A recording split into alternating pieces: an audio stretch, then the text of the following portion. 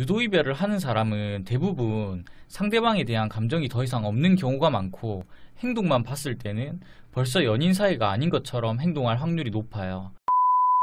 여러분 혹시 유도이별이라고 들어보셨나요? 아마 잠수이별은 들어보셨어도 유도이별은 처음 들어보실 거예요. 어떻게 보면 잠수이별이랑은 비슷한 부분도 있는데 잠수이별과는 조금은 다른 이별 통보 방법이에요. 유도이별은 상대방이 질렸다거나 헤어지고 싶은데 헤어지자 말을 못해서 하는 경우가 많아요. 예를 들자면 대부분 상대방에 대한 행동이나 연락 등 여러가지 부분을 통해서 자연스럽게 정이 떨어지게끔 만들면서 상대의 입에서 헤어지자 말을 나오게끔 만드는 거예요.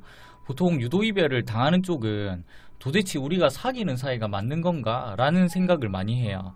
왜냐면 상대방은 시간이 지날수록 만남과 연락이 줄어들고 저를 귀찮아하고 뭔가 남보다 못하다 라는 느낌을 받는 경우가 많거든요.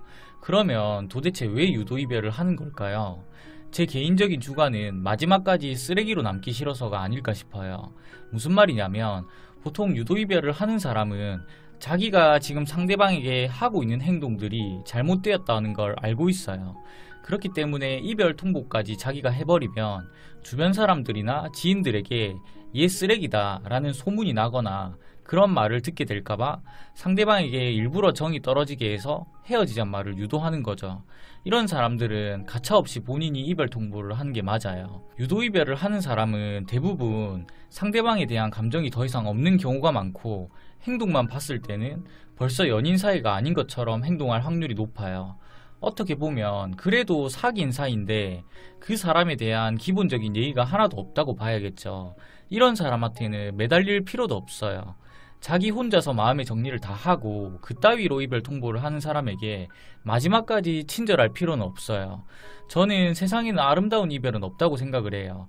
헤어지자라는 말은 당연히 그 의미가 무겁기 때문에 꺼내기 힘들다는 건 알지만 그래도 내가 신중하게 생각하고 결정한 게 이별이라면 냉정하게 그 사람에게 이별 통보를 하는 게 상대방에 대한 최소한의 예의라고 생각을 해요.